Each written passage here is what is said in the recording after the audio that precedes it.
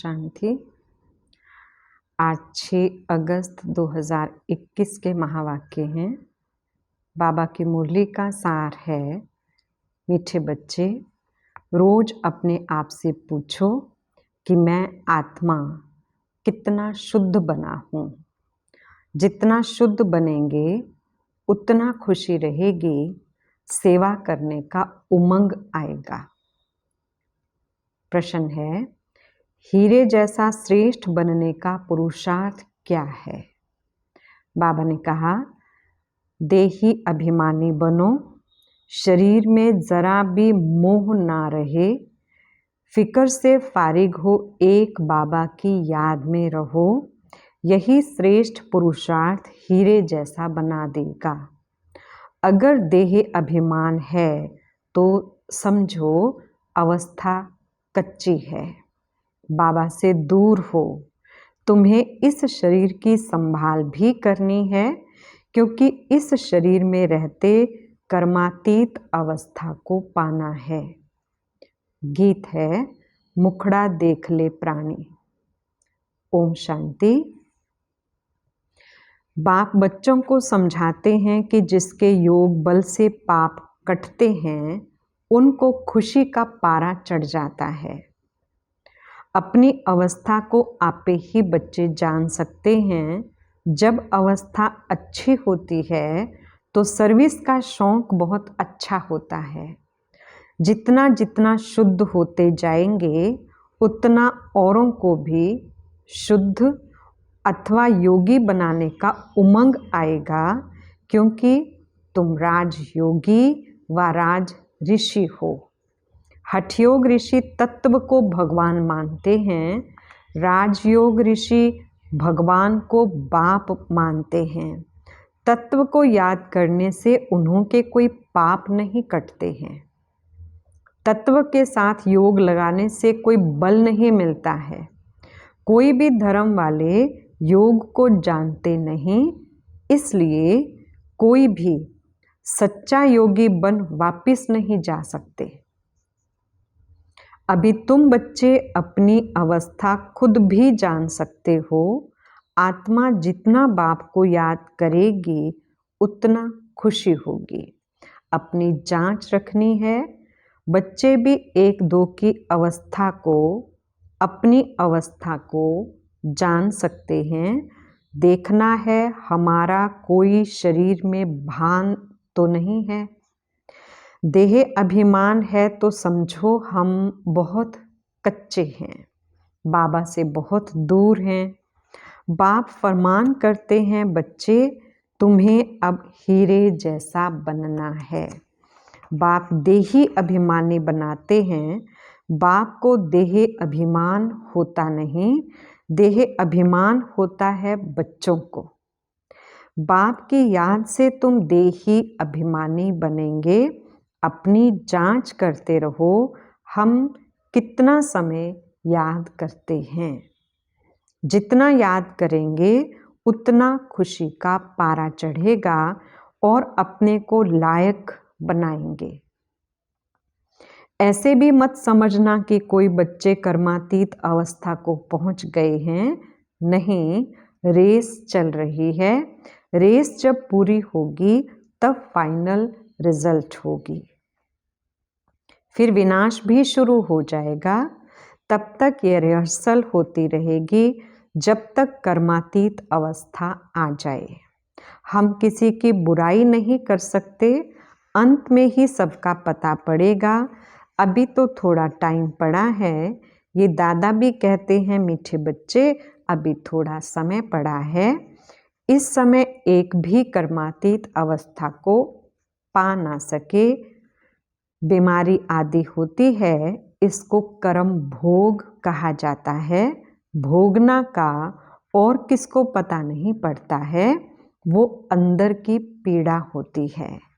अभी एकरस अवस्था किसी की बनी नहीं है। जितनी कोशिश करते हैं उतना विकल्प तूफान बहुत आते हैं। तो बच्चों को कितनी खुशी रहनी चाहिए। विश्व का मालिक बनना कोई कम बात है क्या? मनुष्य साहूकार हैं, बड़े बड़े बंगले हैं तो खुशी रहती है क्योंकि सुख बहुत है। अभी भी तुम बाप से अथाह सुख लेते हो, जानते हो बाबा से हम राजाई लेंगे। शांति में इतना खुशी नहीं होती जितनी धन में खुशी होती है। सन्यासी घर बार छोड़ जाए जंगल में रहते थे, कभी पैसा हाथ में नहीं रखते थे, सिर्फ रोटी लेते थे। अभी तो कितने धनवान हो गए हैं। सबको पैसे की चिंता बहुत है। वास्तव में राजा को प्रजा का ओना रहता है, इसलिए लड़ाई का सामान रखते हैं। सतयुग में तो लड़ाई आदि की बात होती नहीं। अभी तुम बच्चों को खुशी होती है, हम अपनी राजाई में जाते हैं। वहाँ डर की कोई बात नहीं होती, टैक्स आदि की बात नहीं। यह शरीर की फिक्रात यहाँ रहती है। गाया जाता है, फिक्र से फारिग स्वामी किंदा सतगुरु। तुम जानते हो फिक्र से फारिग होने के लिए अभी हम इतना पुरुषार्थ करते हैं, फिर 21 जन्म के लिए कोई फिक्रात नहीं रहेगी। बाबा को याद करने से तुम बहुत अडोल रहेंगे। रामायण की कथा भी तुम्हारे पर है। तुम ही महावीर बनते हो। आत्मा कहती है, हमको रावण हिला नहीं सकता। वह अवस्था पिछाड़ी को आएगी।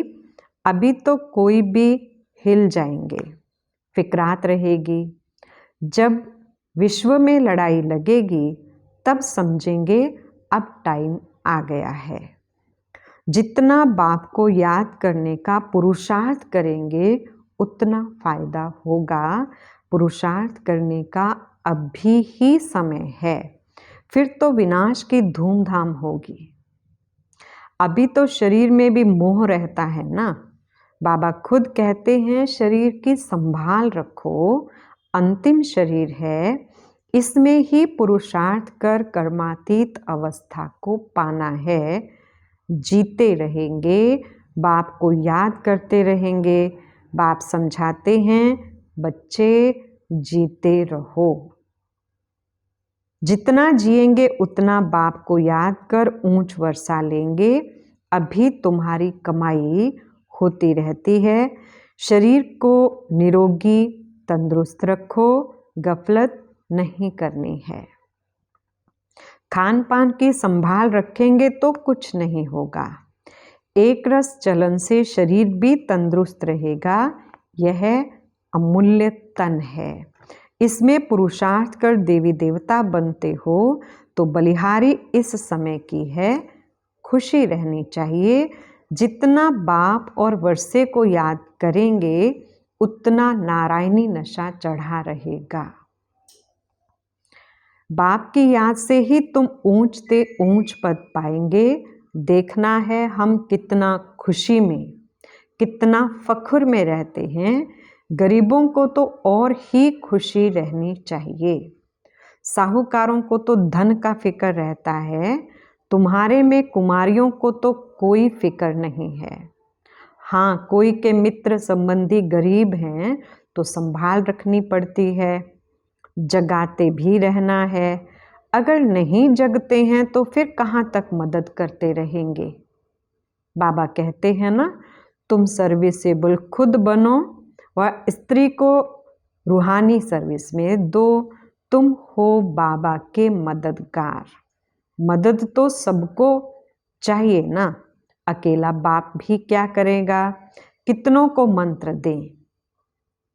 हम तुमको मंत्र देते हैं, तुमको फिर औरों को देना है, कलम लगाना है। बच्चों को कहते रहते हैं, जितना हो सके मददगार बनो, मंत्र देते जाओ।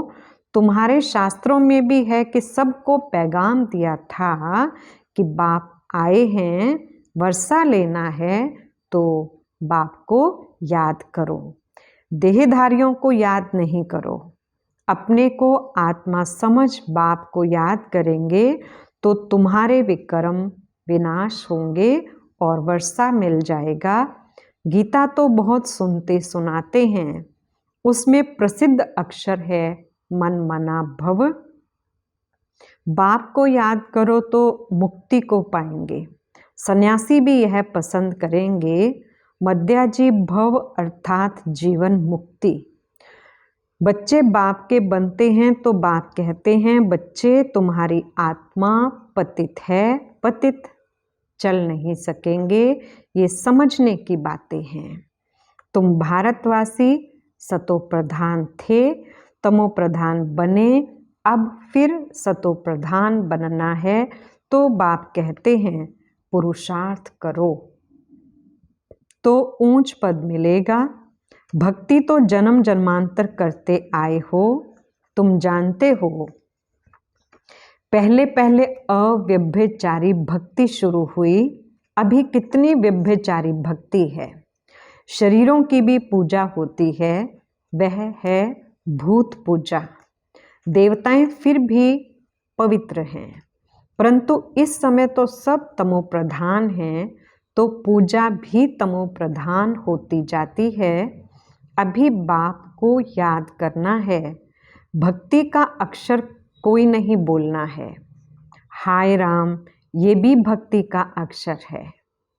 ऐसे कोई पुकार नहीं करनी है, इसमें कुछ भी उच्चारण करने की बात नहीं। ओम शांति भी घड़ी घड़ी नहीं कहना है।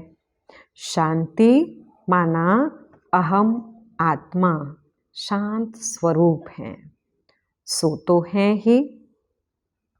इसमें बोलने की बात नहीं रहती। दूसरे कोई मनुष्य को कहेंगे ओम शांति, वह तो अर्थ जरा भी नहीं समझेंगे। वो लोग तो ओम की बड़ी बड़ी महिमा करते हैं, तुम तो अर्थ समझते हो, फिर ओम शांति कहना भी फालतू है। हाँ, एक दो से ऐसे पूछ सकते हैं शिव बाबा की याद में हो। जैसे हम भी बच्चे से पूछता हूँ यह किसका श्रृंगार करती हो, बोलती है शिव बाबा के रथ का। यह शिव बाबा का रथ है ना, जैसे हुसैन का रथ होता है ना। घोड़े को श्रृंगार करते हैं, घोड़े का अर्थ नहीं समझते हैं।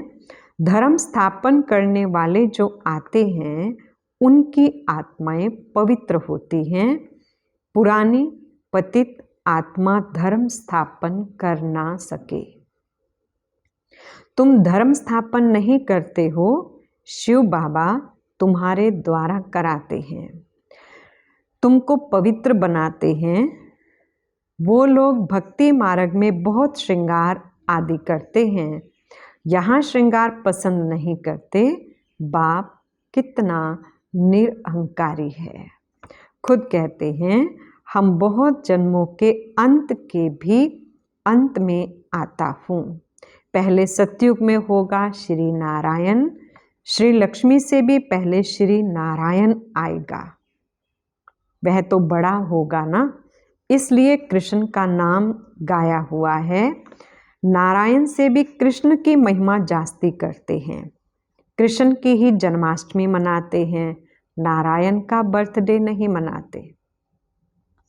ये कोई नहीं जानते कि कृष्ण सो नारायण। नाम तो बचपन का ही चलेगा ना। फलाने ने जन्म लिया, उनका बर्थडे मनाते हैं, इसलिए कृष्ण का ही मनाते हैं। नारायण का किसको पता नहीं। पहले पहले शिव जयंती, फिर है कृष्ण जयंती, फिर राम की जयंती। शिव के साथ गीता का भी जन्म होता है। शिव बाबा आते ही हैं बहुत जन्मों के अंत के जन्म में, बुजुर्ग अनुभवी रथ में ही आते हैं। कितना अच्छा समझाया हुआ है, तो भी किसकी बुद्धि में नहीं आता। बाप कहते यह ज्ञान प्रायलोप हो जाता है। जब मैं आकर सुनाऊं तब तुम भी सुना सकते हो। अभी तुम बच्चे जानते हो हम भविष्य में एक्यूरेट यह देवी देवता बनेंगे। बाबा ने 2-3 प्रकार के साक्षात्कार किए थे। यह बनूंगा, ताज वाला बनूंगा, पगड़ी वाला बनूंगा। 2-4 राजाई के जन्मों का साक्षात्कार किया था। अभी तुम समझ सकते हो इन बातों को दुनिया में और कोई भी समझ नहीं सकते। हाँ, इतना समझते हैं अच्छा कर्म करेंगे तो अच्छा जन्म मिलेगा। अभी तुम पुरुषार्थ ही भविष्य के लिए कर रहे हो, नर से नारायण बनने का। तुम जानते हो हम यह पद पाएंगे। यह खुशी जास्ती उनको रहेगी जो कर्मातीत अवस्था को पाने का पुरुषार्थ करते रहते होंगे। कहते हैं बाबा हम तो मम्मा बाबा को फॉलो करेंगे तब तो तख्त पर बैठ सकेंगे। ये भी समझ चाहिए कितनी हम सर्विस करते हैं और कितना खुशी में रहते हैं। खुद खुशी में रहेंगे तो दूसरों को भी खुशी में लाएंगे। अंदर कोई खराबी होगी तो दिल खाती रहेगी। कोई कोई आकर कहते हैं बाबा हमारे में क्रोध है, ये भूत है हमारे में। फिक्र की बात हुई ना, भूत को रहने नहीं देना चाहिए। क्रोध क्यों करें? प्यार से समझाना होता है। बाबा कोई पर क्रोध थोड़े करेंगे, शिव बाबा की महिमा है ना। बहुत फालतू झूठी महिमा भी करते हैं। मैं करता क्या हूँ? मुझे कहते हैं आकर पतित से पावन बनाओ। जैसे डॉक्टर को कहते हैं हमारी बीमारी दूर करो। ये दवाई दे इंजेक्शन लगाते हैं सो तो उनका काम ही है, बड़ी बात थोड़ी ही है। पढ़ते ही हैं सर्विस के लिए, जास्ती पढ़ते हैं तो जास्ती कमाई करते हैं। बाप को तो कोई कमाई नहीं करनी है, उनको तो कमाई कराना है। बाबा कहते मुझे तुम अविनाशी सर्जन भी कहते हो, ये जास्ती महिमा कर दी है। पतित पावन को कोई सर्जन नहीं कहा जाता, यह सिर्फ महिमा है। बाप तो सिर्फ कहते हैं मुझे याद करो तो तुम्हारे विक्रम विनाश होंगे। बस मेरा पाठ ही है तुमको यह समझाने का कि मामेकम याद करो। जितना याद करेंगे उतना ऊंच पद पाएंगे। यह है ही राजयोग का ज्ञान। गीता जिन्होंने पढ़ी है उनको समझाना सहज होता है। तुम पूज्य राजाओं के राजा बनते हो, फिर पुजारी बनेंगे। तुमको मेहनत करनी है। तुम विश्व को पवित्र बनाते हो, कितना भारी मर्तबा है। तुम सब अंगुली देते हो कलयुगी पहाड़ को पलटाने। बाकी पहाड़ आदि कुछ भी है नहीं। अब तुम जानते हो नई दुनिया आनी है, इसलिए राजयोग जरूर सीखना है। बाप ही आकर सिखलाते हैं। सतो प्रधान बनना है। जो कल्प पहले बने होंगे उनको समझाने से जचेगा। बात तो ठीक कहते हैं। बरोबर बाप ने कहा था मन मना भव। अक्षर संस्कृत है, बाप तो हिंदी में कहते हैं मुझे याद करो। अभी तुम समझते हो हम कितने ऊंच धर्म ऊंच कर्म वाले थे। तब तो गायन है 16 कला संपूर्ण। अब फिर ऐसा बनना है, अपने को देखना है कहाँ तक हम सतो प्रधान बने हैं, पावन बने हैं। कहाँ तक नरकवासियों को स्वर्गवासी बनाने की सेवा करते हैं। अच्छा, मीठे मीठे सिक्के लधे बच्चों प्रति माता पिता बाप दादा का याद, प्यार और गुड मॉर्निंग। रूहानी बाप की रूहानी बच्चों को नमस्ते। हम रूहानी बच्चों की रूहानी बाप दादा को याद, प्यार, गुड मॉर्निंग और नमस्ते जी। धारणा के लिए पहला पॉइंट है, बाप समान निरअहंकारी बनना है। इस शरीर की संभाल करते हुए शिव बाबा को याद करना है। रूहानी सर्विस में बाप का मददगार बनना है।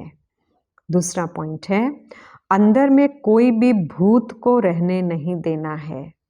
कभी किसी पर क्रोध नहीं करना है। सबसे बहुत प्यार से चलना है। माता पिता को फॉलो कर तखत नशीन बनना है। वरदान, सहन शक्ति की विशेषता द्वारा दूसरे के संस्कारों को परिवर्तन करने वाले दृढ़ संकल्पधारी भव। विस्तार, जैसे ब्रह्मा बाप ने ज्ञानी और अज्ञानी आत्माओं द्वारा इंसल्ट सहन कर उसे परिवर्तन किया, तो फॉलो फादर करो। इसके लिए अपने संकल्पों में सिर्फ दृढ़ता को धारण करो। यह नहीं सोचो कि कहाँ तक होगा।